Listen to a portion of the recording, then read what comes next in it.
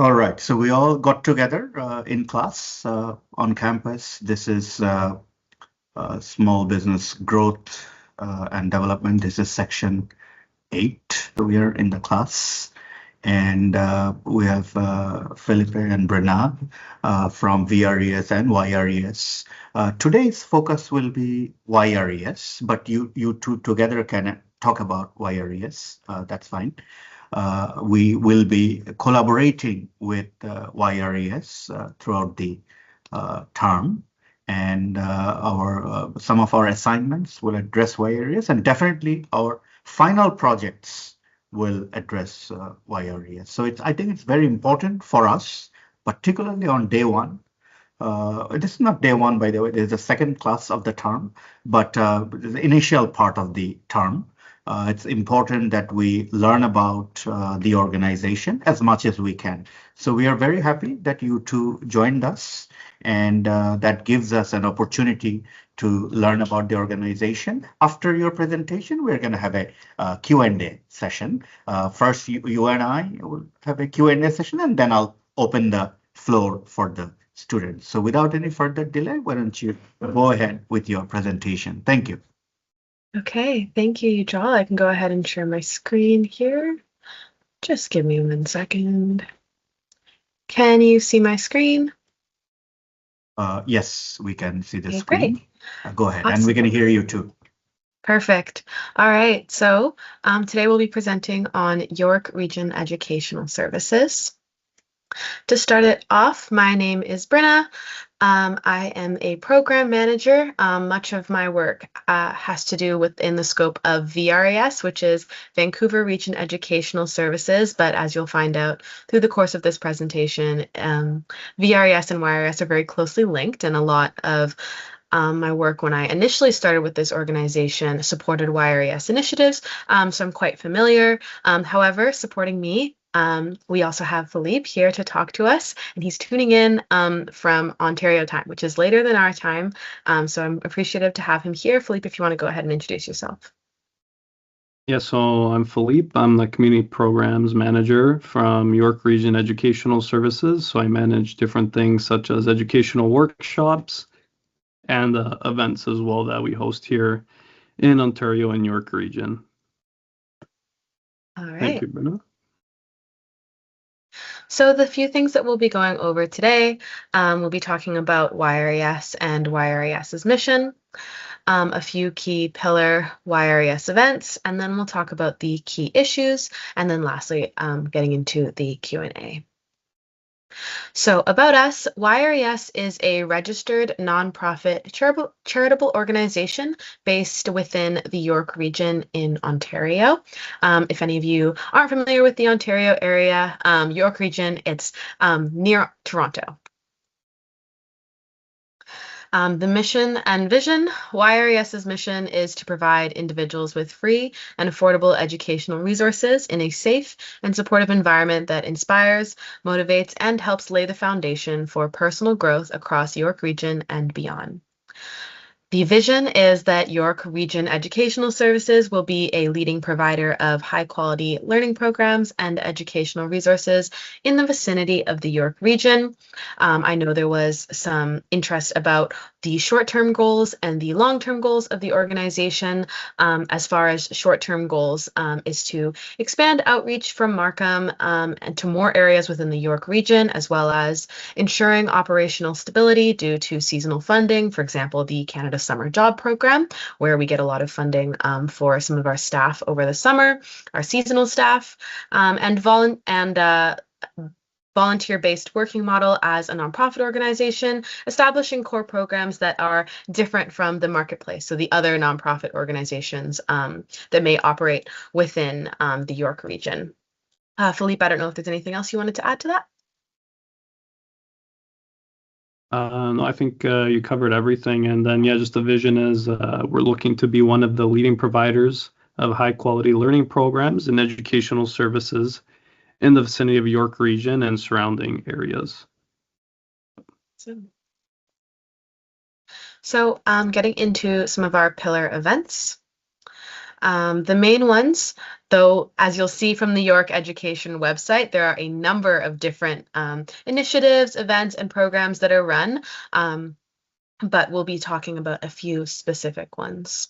So the first, which being summer camps, we run a Lego science, robotics, and arts curriculum. These camps are geared to ages 5 to 10. We take volunteers from ages 12 and above who are able to volunteer with us at the camps, gain some experience working with kids. We have a number of different locations, as you can see from this flyer here. We have a number of different locations across the York region, across Richmond Hill and Markham, which are neighborhoods in the York region, if you're not familiar.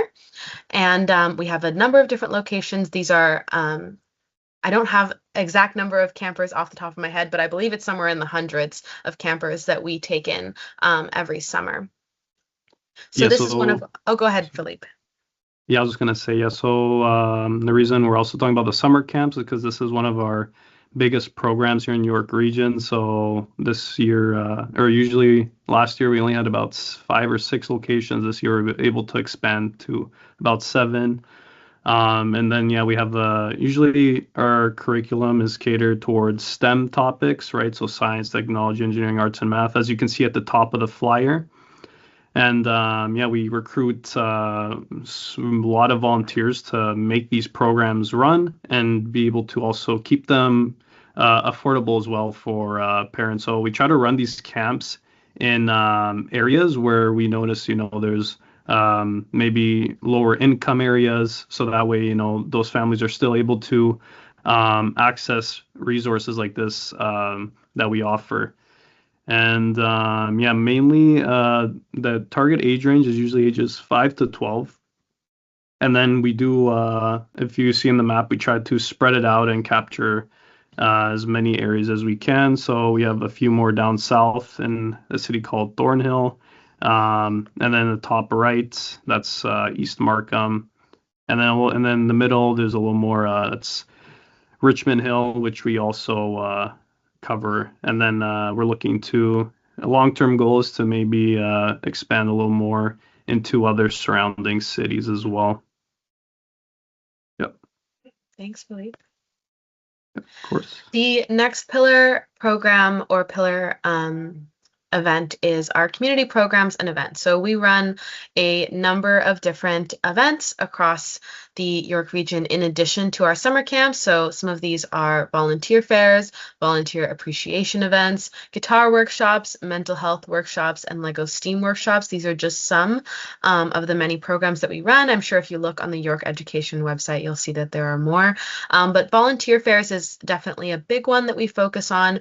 What a volunteer fair is when we bring together a number of different nonprofit organizations all in one room. We do this typically at a community center. We have a number of different nonprofits, and then we recruit volunteers to come and support the event. And we also recruit members of the public who are interested in learning more about different nonprofit organizations, learning about different places where they can volunteer, and it really helps connect different nonprofits to each other and connect the public to places that they can volunteer at.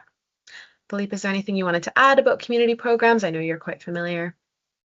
Yeah. So we do offer a lot of, like Brenna said, these are just some of the programs and events we offer. Some of the main ones, volunteer fairs, for example. We've actually hosted around about four. We're gonna have 2 more in August as well.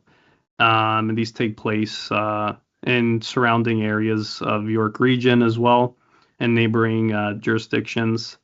Another thing is we do youth workshops, which is basically educational workshops for youth that cover things such as how to build a good resume, how to apply to university and college after you graduate from high school, things like that. And we offer those completely free of charge, and participants are able to join virtually or in person at one of our local community centers.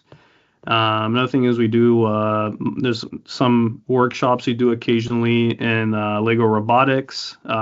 Usually we offer the first one for free and then we charge for any additional ones. just because the program does it takes resources to run, and in order to make it feasible for us, we do have to charge for additional sessions.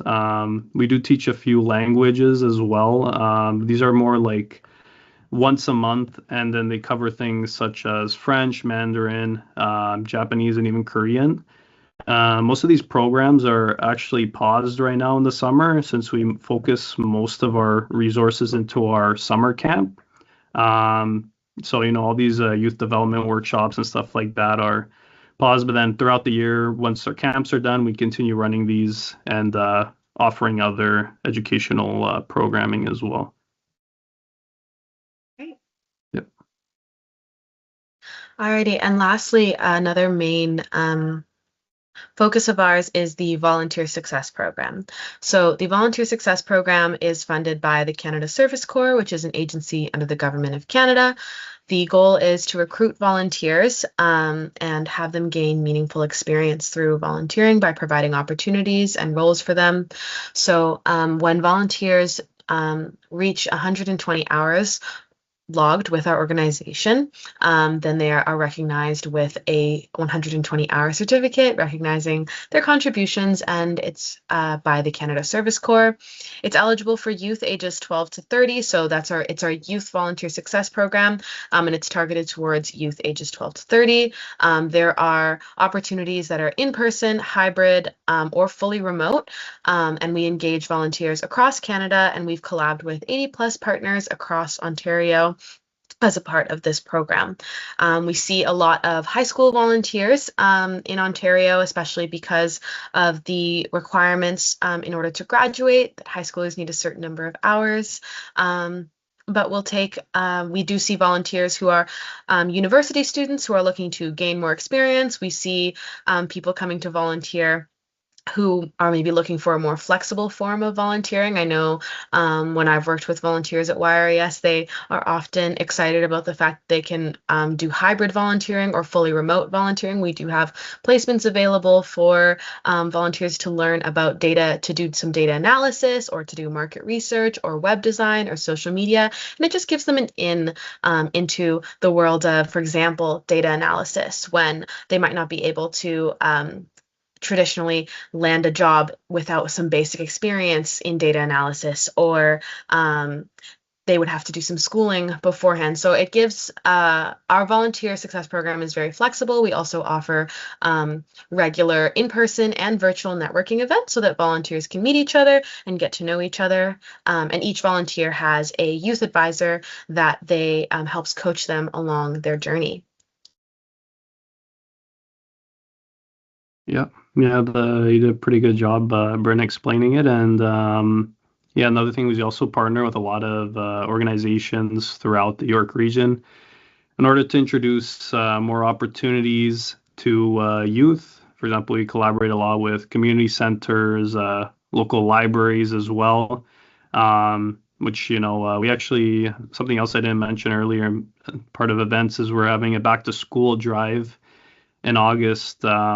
So we're collaborating with the library to get more reach and to also support by having a location for pickup for the students who are coming to pick up these supplies.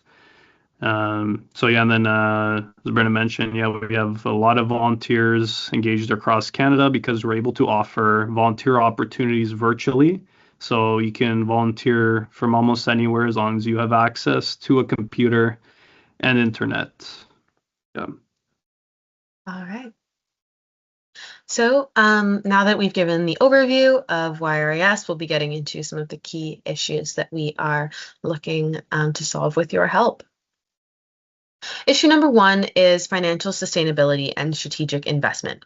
So as student needs continue to grow, we're being asked to do more with limited resources. We're wondering, how can we make the best use of our budget, invest in the areas that will have the greatest impact, and build a sustainable model that supports students today and into the future? Philippe, I don't know if you wanted to expand on that at all. No, I think you did a pretty good job. Yeah, we're just looking for more ways to be more financially sustainable, so that obviously we can reach more people who need our services. So. Key issue number 2 is strategic partnerships and collaborative impact. So no single team or organization can meet every student need on its own. How can we build stronger partnerships across schools, families, community organizations, and other service providers to work more effectively together, reduce barriers, and create better outcomes for students? So to give a little bit more background on this, we've identified our niche being 6 to 9-year-old children. These are the children that come to our camps interested in Lego robotics programs. So we're wondering, how can we identify partners who can collaborate with us on specific community in this age? For example, ages 6 to 9 girls, or ages 6 to 9 radicalized children, or ages 6 to 9 newcomers, things of that nature.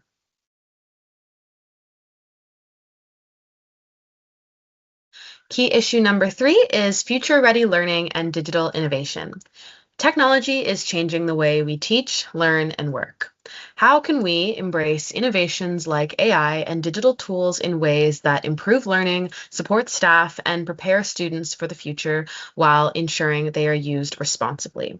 So a little bit more background about this is that we want to be able to offer our internal staff and volunteers training and opportunities to adapt to new AI tools. But more importantly, we also want to offer unique programs for students from kindergarten to grade 12 and teachers to equip them with tools in this cutting edge technology.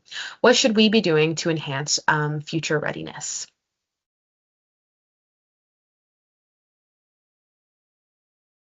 All right, and with that, unless Philippe, you had anything else you wanted to add, that brings us to the end of our presentation. I hope that gave an overview of what we're doing at YRES and some of our key programs and things that we're hoping to solve.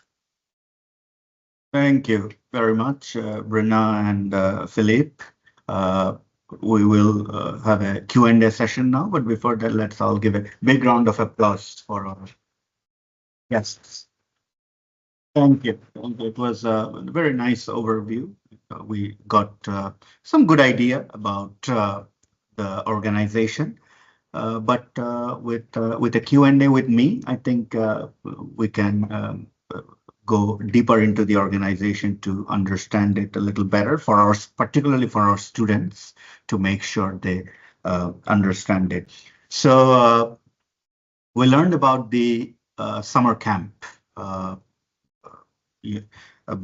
YRES. So is it only summer camp, or you offer spring camp as well? So we also we offer summer camps, but we also offer March break camps, which is basically I know you guys have I think 2-week spring break, right? Whereas in Ontario we only have 1 week, and that's called March break camp. So we also have that, and then we also host weekend camps throughout the year as well. So there is some other camp programs that we also offer. If you take a look at our website as well. Yeah, so it's not just summer camp, but that is our biggest one, I would say. And you charge a fee for the summer camp, right? Yeah, that is true. How much do you charge a fee, and how long is the camp? So the camp is 6 weeks. We're actually testing it out at 2 locations, 7 weeks, to see how that goes, because we were able to arrange that. And in terms of pricing, it varies, because you can also have add-ons such as meal plan. You can also add on extra class called, I believe, Lego robotics. So you can add that as an addition. So you'll get that. So the campers will get an extra special class in that regard. But I'll be able to check the pricing. So each week, I believe, is... Yeah, so for 1 week, it's $190 or 5-day week. Yeah, so depending on whether or not you get the meal plan, if you get the meal plan, it's $1,600. Without meal plan, then it's $1,130 for 6 weeks. For 6 weeks. Okay. Yeah. So the age range, I think you already mentioned the age range. It's 5 to 10-year-old, right? I think there's a slight typo. So for us in Ontario, it's 5 to 12 years old. 5 to 12. Or Okay. 5 to 11, yeah. Okay. And is it a half-day long camp or a full day long? So this is full day camp, but different. We actually offer something called before care and after care, which means that if you want to drop off your kids, we can keep them from because usually our camp starts at 9. If you want, you can add an extra package where you can drop them off earlier at 8, and then we'll watch them a little bit longer. And likewise, aftercare, usually our camp finishes at 4, but if you buy the add-on package, they can stay with us until 5, at which point they have to pick us up. But regular hours for camp is usually around 8:30 to 4, 8:39 to 4, depending on the location, because each location we have different contracts, so we adjust the schedule accordingly. Yeah. Philip, can you give us an idea about typical day of a camp? 8:30 to 4:30, for example. What are the events that actually happen so that our students get a good idea about what's actually happening in a camp? Yeah, so usually each school will have at least, depending on how big it is and how many rooms we've rented out, they might have maybe 4 to 5 classes, and then they'll rotate activities throughout the day. So I'd say, so in the morning, to start off, they might be doing some sort of activity, some science activity, where they could be watching some presentation given by the counselors, followed up by an activity to reinforce what they learned. After that, we have a 15. We have a little break in the morning as well, where the campers get to eat a snack. After that, the campers might have the next period might be gym.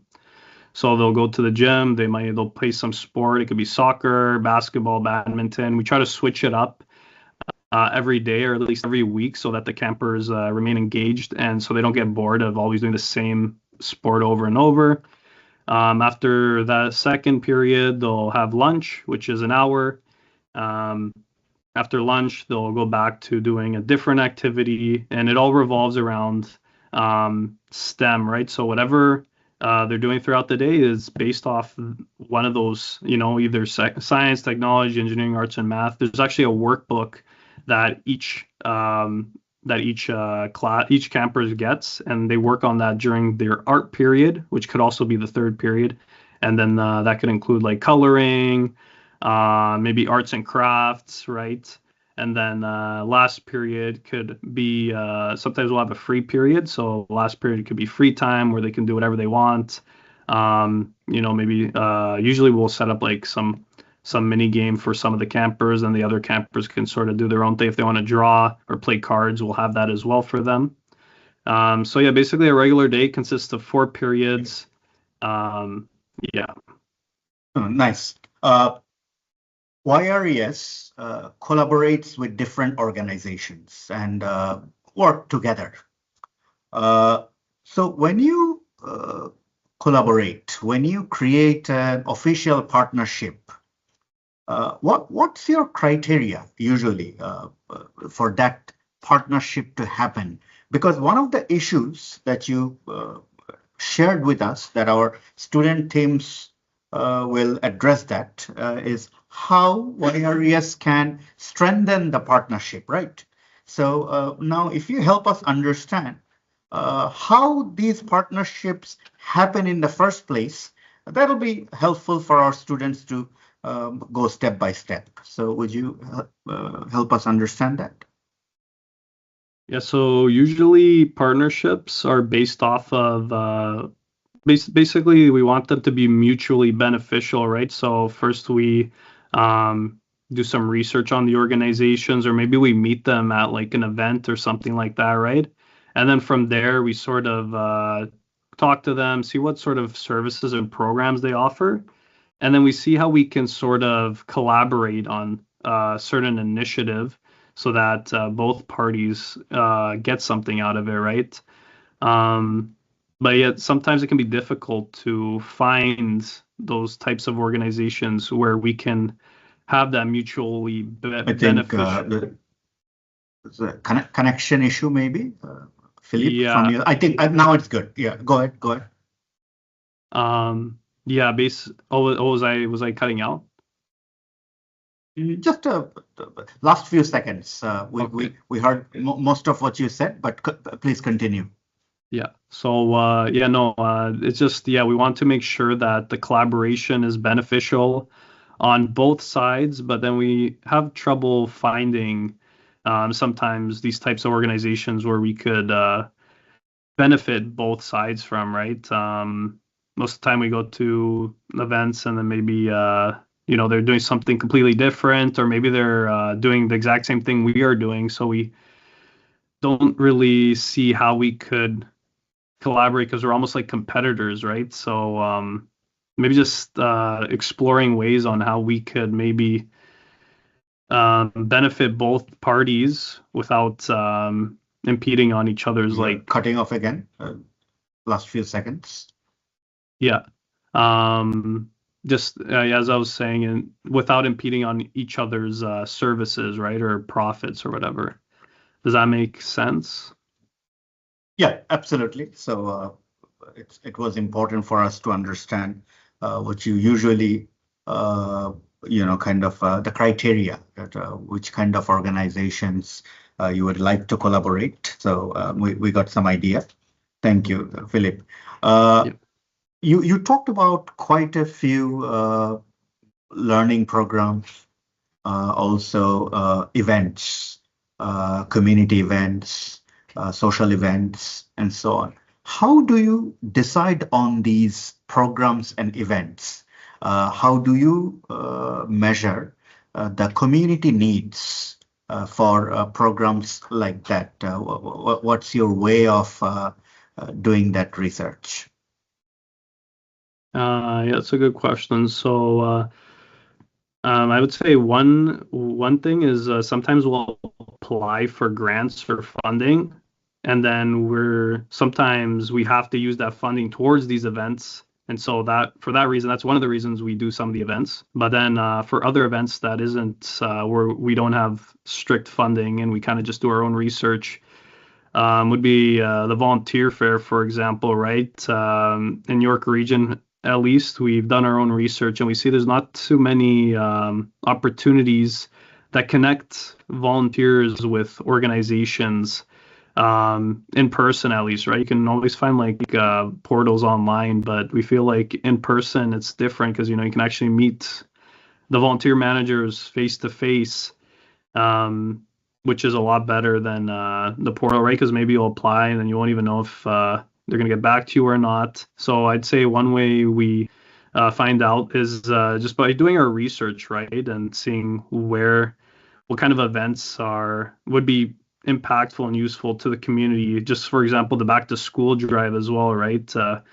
We noticed that we do it. Our main location started in a library. It's at the library, which is actually in a lower income area called Milliken Mills Library. And then we noticed, right, that there wasn't we could definitely support students who need supplies for the school year, and so we thought of the back to school drive, which is something that's fairly easy to collaborate with the library on, because they always come back to us every year because that's really impactful, and we've given out like hundreds of items every year. So I'd say, yeah, mostly it's like market research, and then even surveying different stakeholders in person to see what ideas they also have or any community needs they have. And then we try our best to try and find solutions to solve those issues. Yeah. Do you have a feedback mechanism after you implement a program? Yeah. So generally, after the program, whether it's an educational program or an event, we'll have the staff who are on the inside to submit a feedback form so that we can collect more information on how we can improve it for the next time we host it. And then generally we try to collect feedback both through an electronic survey and also in person from I would say like the person actually going to the event. So we try to collect their feedback so that we can also see what they enjoyed, what they believe we could do better for next time, and then also see if there's any other recommendations they have on any other community needs that we could address. Yeah. One of the issues that you mentioned in the presentation is financial sustainability moving forward and strategic investment. So could you give us some idea about the current financial landscape, like where the majority of the funding coming at this point? Or do you have some diversified source? Do you have some revenue streams? That way, our students will have a good idea about the current situation, and based on that, they can take it to the next level. Yeah, so I would say our current revenue stream, most of it comes from donations or grant, and yeah, most of it comes from, I would say, donations, government funding, and then different grants that we apply for as well. But majority of it does come from, at the moment, the government, and then obviously the governments can always change their interests or who they're going to be funding, right? So that's not a reliable source we can depend on if we want to be long-term financially sustainable. So, and then another thing is also we recoup some of the costs by charging fees for obviously our events and programs, or else obviously we wouldn't be able to be financially sustainable that way either. But I would say most of it does come from the government, and we're trying to diversify it a lot more so that we can remain sustainable in the long term. So summer camps, for example, there are other organizations that offer summer camps in Ontario. And how do you stay ahead in the competition? So what kind of positioning you kind of implement so that the competitive advantages, different kind of advantage, so that participants can say that yours would be unique, yours could be different, and they can sign up. So what are you doing already, and what could be done in the future? Yeah, so I would say something that we're doing is that right off the bat, we have compared to other summer camps within our York region area, all those other camps are usually a lot more expensive than ours. So just from price point, we offer lower cost because as we mentioned earlier in the presentation, we want to be able to provide affordable education and services to everyone, right? That's our mission, one of our missions. And I would say another competitive or another way we stand out is that we offer a good camper to counselor or staff ratio. So we recruit a lot of counselors and a lot of volunteers as well, which also helps to keep the costs low for the camp. Yeah, some things we could maybe do better is maybe try to implement some more activities or some more because we were thinking about implementing some more maybe like a field trip or something during a camp to maybe make more parents interested in attending.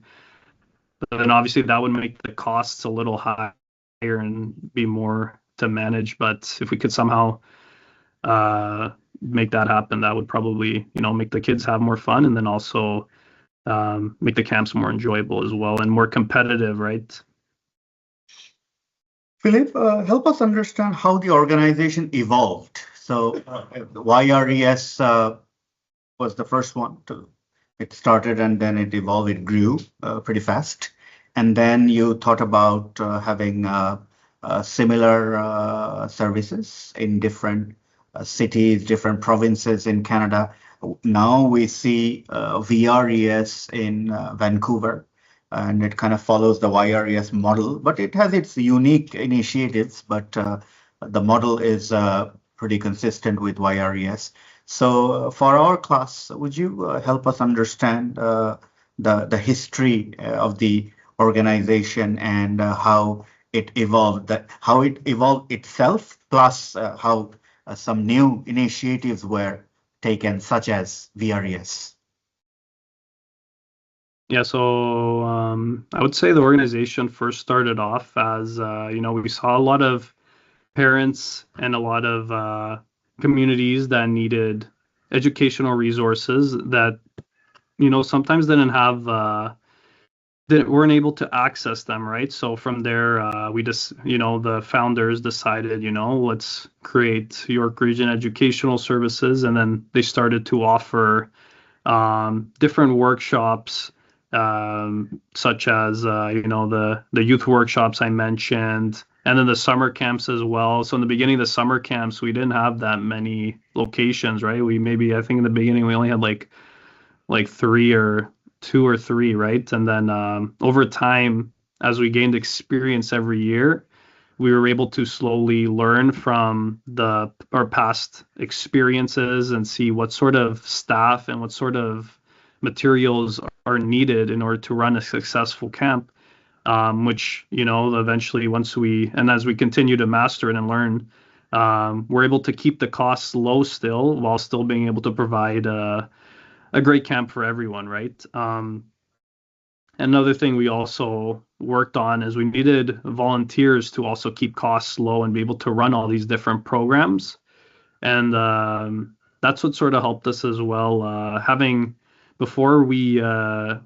Basically the volunteer success program is what sort of helps us to be able to expand and to support different provinces throughout Canada, because we received funding to help support that initiative with volunteering, and that's how we were able to sort of expand into Vancouver and other provinces.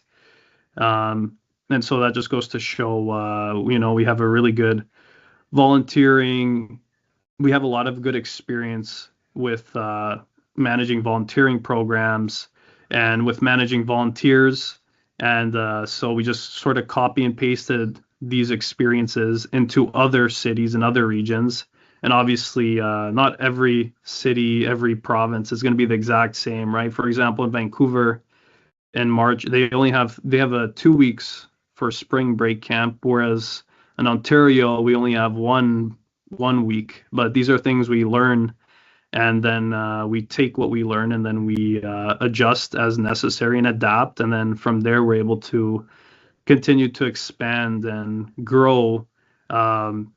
Yeah, and then even like with all these other events that we eventually took on, such as the volunteer fairs and the back to school drives, most of these came from collaborations, actually. For example, the volunteer fair was something that the Volunteer Toronto, which is they're an online volunteer portal organization. So they actually used to collaborate with a different organization to do these every year, but eventually it became sort of costly and a lot to coordinate. So they passed that on to us, actually, and then from there they taught us how to sort of do it and what's expected, and then we were able to continue from there. Yeah. Yeah. Volunteers play a very important role for the organization. Do you have a number of volunteers at this point, a roster, like how many volunteers you have currently? Yeah, so in the volunteer program itself, we've had over 3,000 volunteers sign up with us. But I would say currently we'd have maybe like active ones. I would say about active, like virtually active. Usually there's about, let's say, like about 900 roughly. And they're on and off like a lot of volunteers. Yeah. Yeah. So when you say volunteer fair, is it for mainly recruiting volunteers? Yeah, it's mainly for recruiting volunteers. Yeah. And so you have a lot of volunteers, pretty much any given time, which is great. but how many full-time staff member do you have? So in terms of full-time staff, it kind of fluctuates throughout the year because of the way we operate. But I would say we have currently about 20 to 30 staff. Okay. Yeah, No, I I'd think say now, that's great. Now we have some good idea about the organization, its programs, its short-term, long-term goals, collaboration with other organization, current funding sources. So I'm pretty sure student teams are going to do a very good job in terms of addressing the issues that you mentioned. Plus, they're going to address additional issues because one of their individual assignment is identifying challenges and opportunities of YRES. So let's say as an individual consultant, they're going to find challenges and opportunities, whatever they think is a challenge and opportunity. So as an individual, they'll find out some. As a team, they will find out some challenges, opportunities, and so on.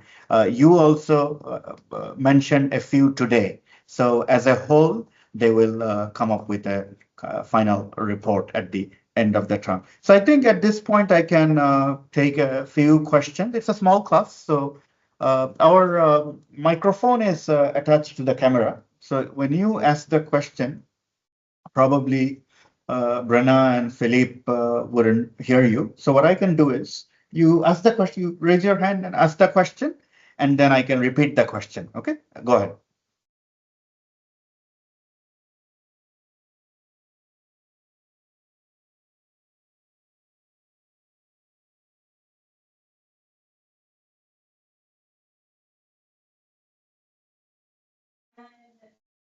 See kids from 5 to 12 years That's old. right. Right? My question is, are you also have including kids with disabilities? And if not, why? And if yes, what kind of activities? Okay. Carla is asking the question that you have an extensive camp program. So are these programs inclusive? But her particular question is, are you including children with disabilities, different types of challenges and so on? Could you offer that space for everybody? Current situation plus your future goals in this regard. Yeah, so currently, or at least the other camps here in York Region Educational Services in Ontario, we're not really equipped to take on students, I would say, with special accommodations. But we are looking to in the future being able to support those campers as well. But yeah, we just haven't found. I guess maybe we could achieve that through some collaborations with others who may have staff who are specialized to help out with campers like that. Yeah. Okay, And just to, sure. Yeah, go ahead, Bruna. just to add on a little bit, I think that especially because the range of like children who have special accommodations is such a large range. The specific thing that I think we are not equipped to offer at this point in time is that like one-on-one support, that specialized training that some children may need.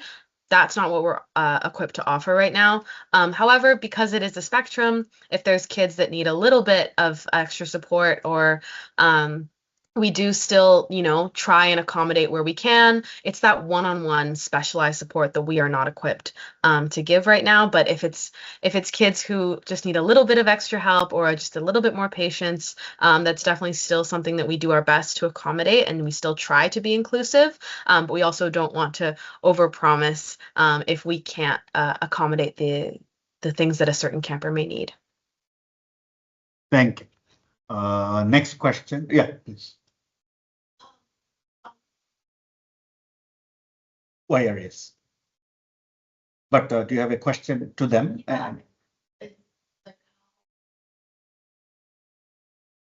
this YRAS compared to their other branches like BRDS and where else?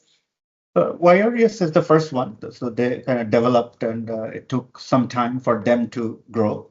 And then they started the other branches or organizations such as VRES, which is relatively new. But do you have any particular question though?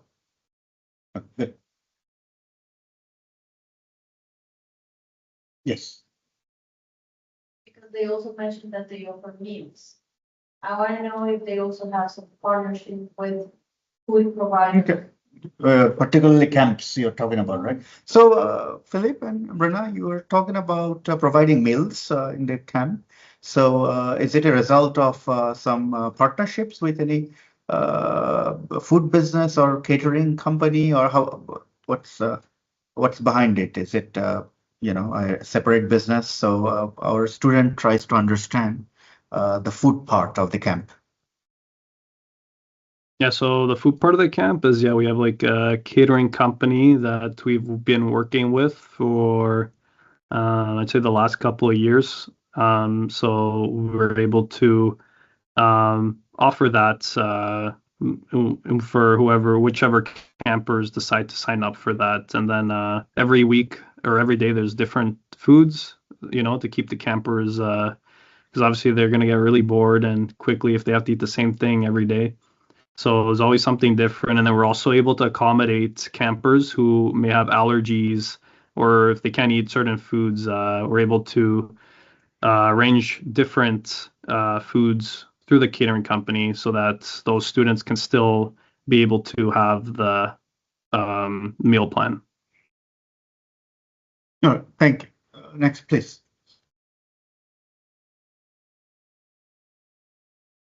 Summer camp for 6 weeks, and currently they are trying to accommodate it for 7 weeks.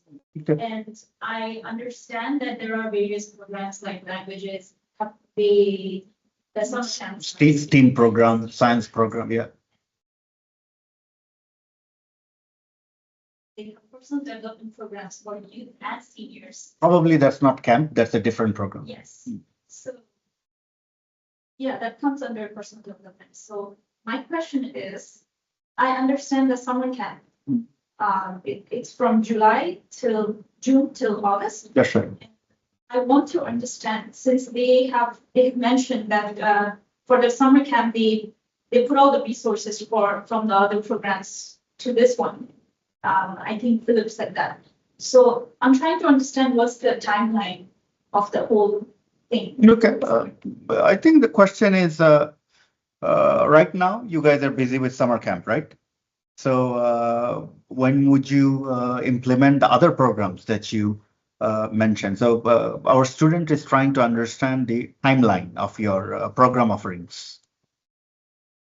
Yeah, so from July to August is mainly summer camps. This year, we are actually usually we only offer summer camps alone. But this time we have a few extra staff that are actually focusing on community programs. So we're like I mentioned, we're going to offer some volunteer fairs in August.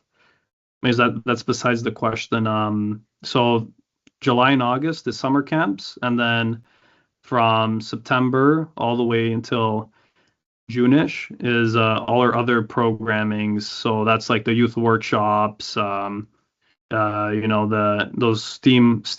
one-off STEAM workshops we do at the library. So just July and August for the summer camps, and then we also do obviously training the months leading up to it. Do you still provide the language programs that you used to, Philip? Yeah, so we still provide those, but those only take place, as I mentioned, September to around May, and they're only once once a month. So yeah, for example, the French one is second Wednesday of every month, start of fall. Okay, all right, thanks. Question, trying to understand as much as we can about the organization. If you have any follow-up question, you can ask those questions as well. Yeah, please.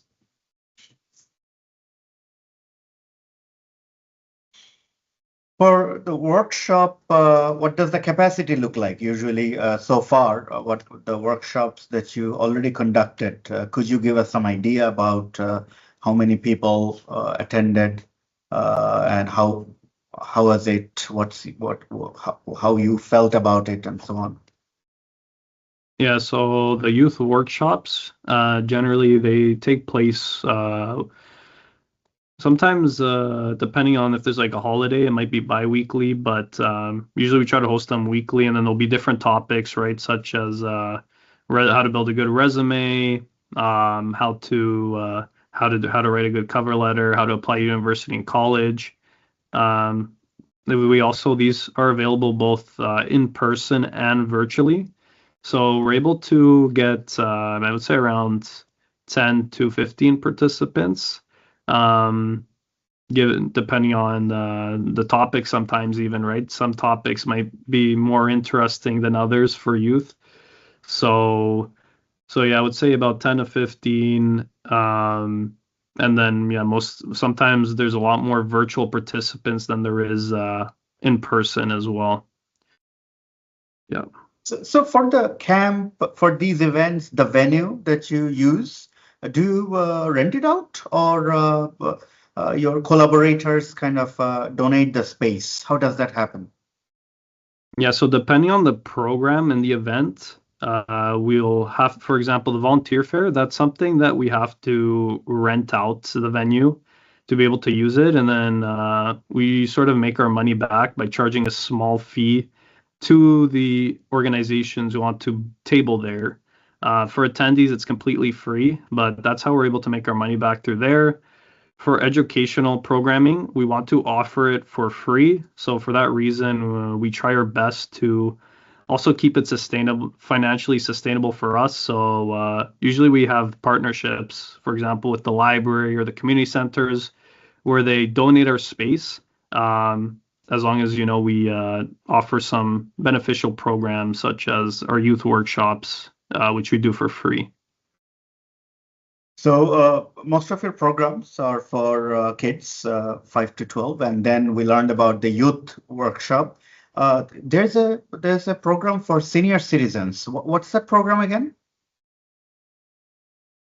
Yeah, so there is some seniors workshops that we've been working on as well.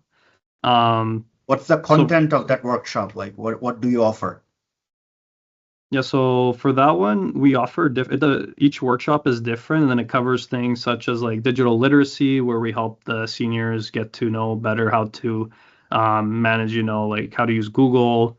We're looking to introducing one about AI, how they can use AI to better navigate and better maybe use it to maybe plan out their day or answer easy questions for them. Other thing is we also sometimes we're working on like public speaking workshops as well for them so they can practice and become more confident and meet new people as well at the same time. So it's similar. We offer different workshops as well. These are 1 hour, and they also take place at the community center too. So Philip, the people who conduct those workshops, are they volunteers as well? So generally, the people who conduct these workshops are staff, but they might be supported by volunteers throughout the session. But for the most part, it is staff who will be leading these programs.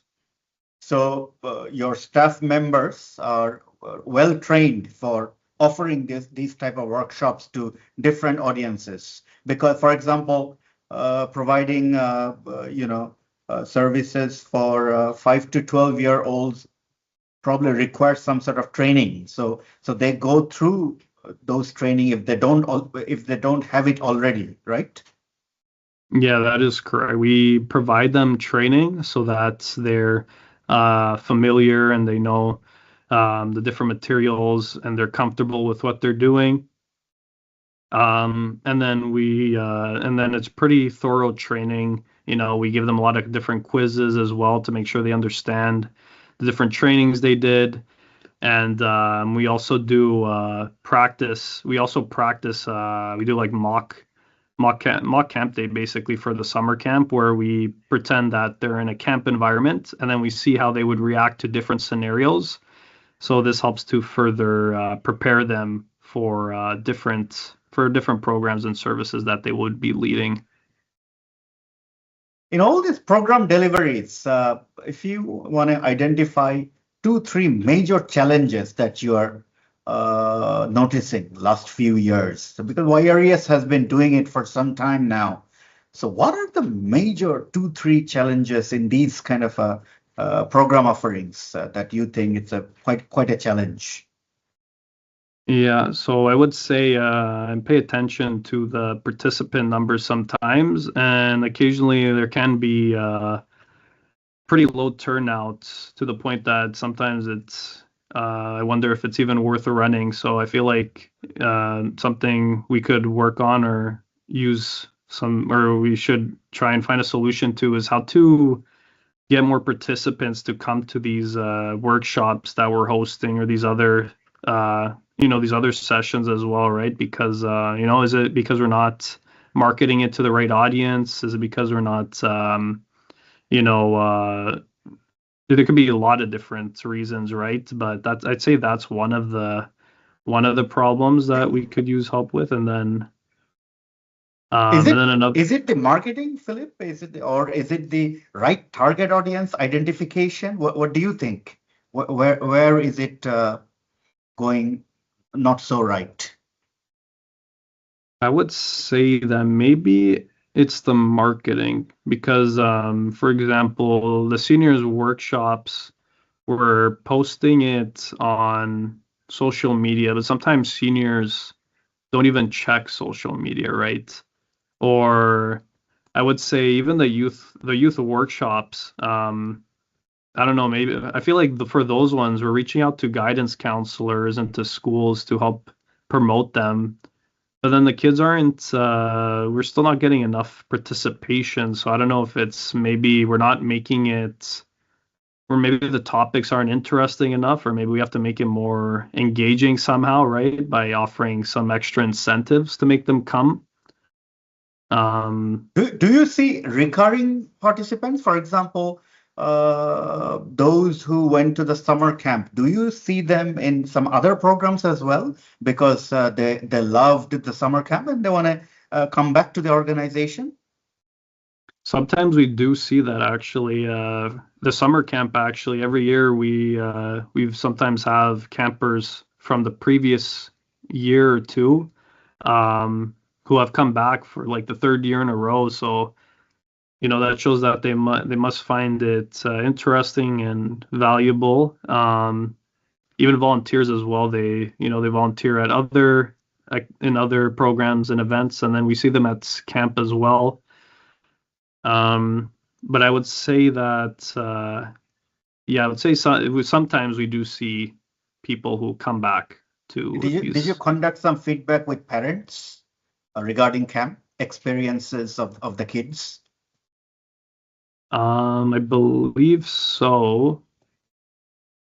I have to double check on that, actually. Okay. That's something we could. The reason I'm asking is I'm pretty sure when students are thinking about stronger partnership, stronger stakeholder relationship, incorporating artificial intelligence and digital technology in your programs and so on. One thing they would like to know is how the current things are going. What are some, pros and cons of the current circumstance, and based on that, they'll build up things. So that's why I'm trying to, since I got you two, and it's I'm going to get you 2 more time, I know, in 2 meetings.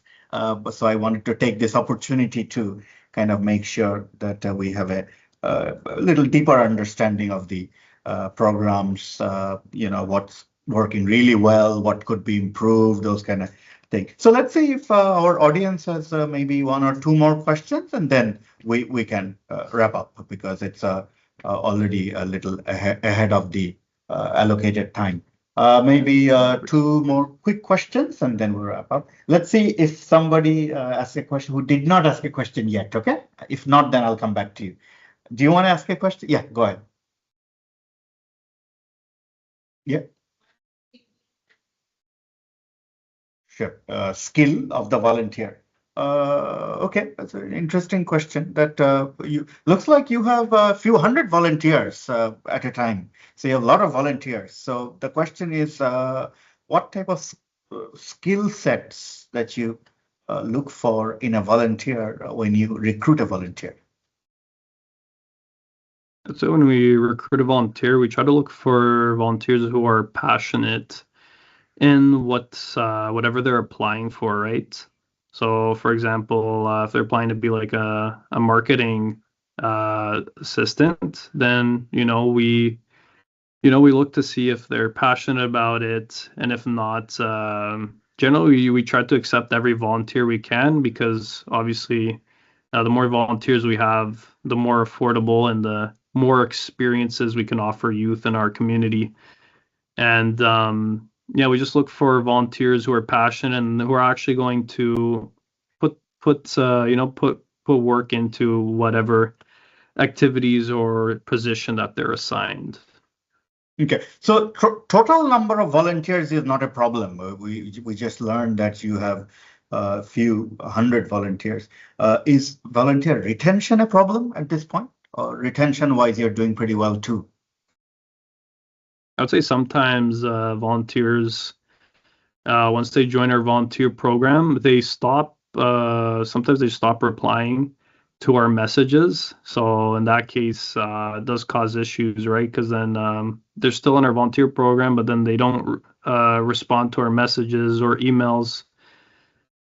So then, so yeah, that causes issues. So I'd say sometimes retention can be a problem. And there could be multiple reasons for that, yeah. Okay. Just wanted to understand the current situation of the volunteer. One last question. Anybody? Preferably somebody who did not ask a question yet. If not, then I can go to you. You can ask your follow-up question. Going through the website. The community partner includes TD, Costco, and Walmart as well. That's right. So I just, as Philip mentioned, that partnership criteria is mutually beneficial. Yeah. What benefits do wireys give to? Wireys give to them, or they give to wireys? Which one do you want to know? Or both? Both is okay. So the question is, so our student was, as we are speaking, student was kind of exploring the website. So, and you have a lot of collaboration, partnership, and everything is on the website actually. So the student particularly mentioned about 3 company collaboration, TD Bank, Walmart, and Costco. So the question is, if you kind of give us some idea that how things are mutually beneficial for both, let's say Walmart, areas, how it's mutually beneficial for both. What activities that you have been doing so far, or maybe you have a plan in the future. Yeah, so I'll start with Costco, since they did something with us more recently, is that they donated, I think it was about 100 backpacks. I have to double check on the number, but they donated that so that we could use that towards our back to school drive. So it's beneficial for us because, we have the backpacks we can use at our events, and it's beneficial for them because then we put their logo as one of the sponsors for the event. Same for Walmart as well. So we've applied for a couple of grants from them, and then they've approved some of them. And from time to time, they also donate things such as backpacks for different events. And then for TD, they've actually they sponsored us for our last volunteer fair here in Ontario. And then they're also helping us out by helping us out with the back to school drive. They actually set up a little box where they're also collecting supplies, and then we're gonna go collect that sometime in August so that we can also give those supplies out. So it's beneficial because we're also putting their logo on, you know, as a sponsor and in these different events that they're helping us with. You can think of it as a kind of a large corporation like Walmart.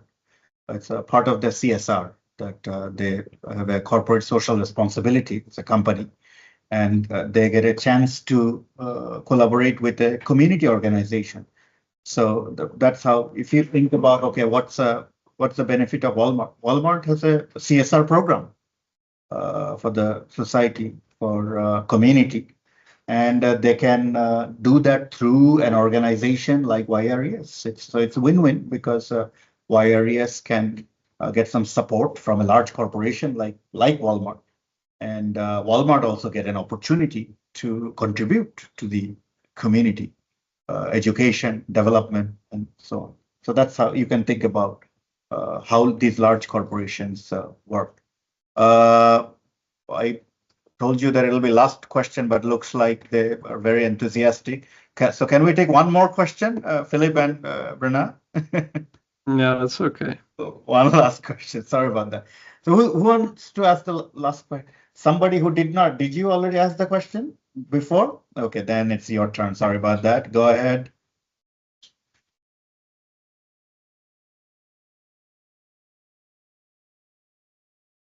Which department?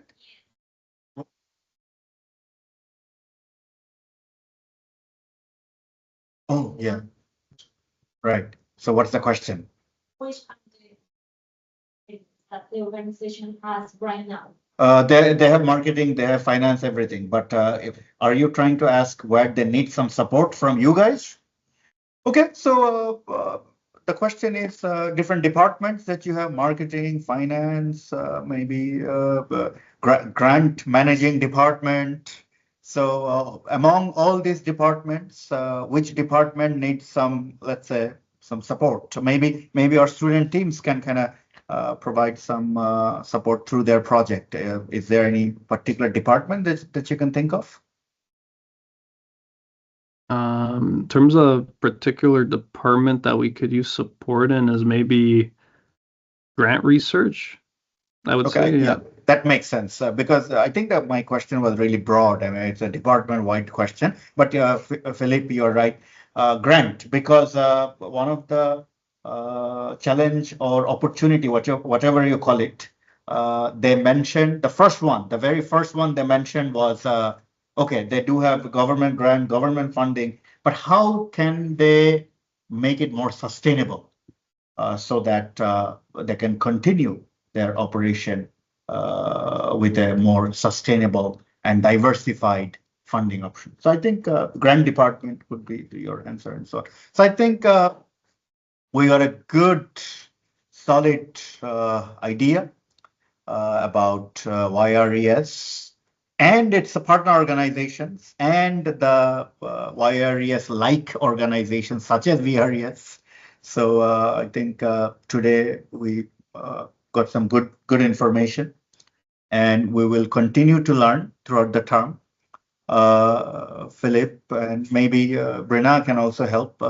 There'll be 2 meetings with the student teams of this particular section much later, and I'm going to give you a friendly reminder. So that would be a good opportunity for student teams to ask questions to you directly, and also they may share their plan for the project proposal, for the project itself, so that we know that we are on the same page, because the project that they come up with should be useful to you. It's not just for the grade, it's for the grade plus it should have a strong utility for the organization, meaning YRES. So that's why your input, Philip and Brenna, your input, your suggestion, your feedback is very important, so that student teams can adjust things based on the unique needs of the organization. So I think we had a good understanding, and thank you very much one more time for joining us, particularly at this time for both of you. For Philip, you joined from Ontario. You are 3 hours ahead, so it's literally kind of close to 11 p.m. So that's a very a big thing for us that we got you, and we got to hear from you because you're already there. You're part of our area, so we got some. You shared some of your experience and so on. So really, it's really nice of you that you could join us from Ontario. So really appreciate. Let's all give a big round of applause for that. So before you leave, let me just stop the recording and then we can conclude. Let me go ahead and stop the recording.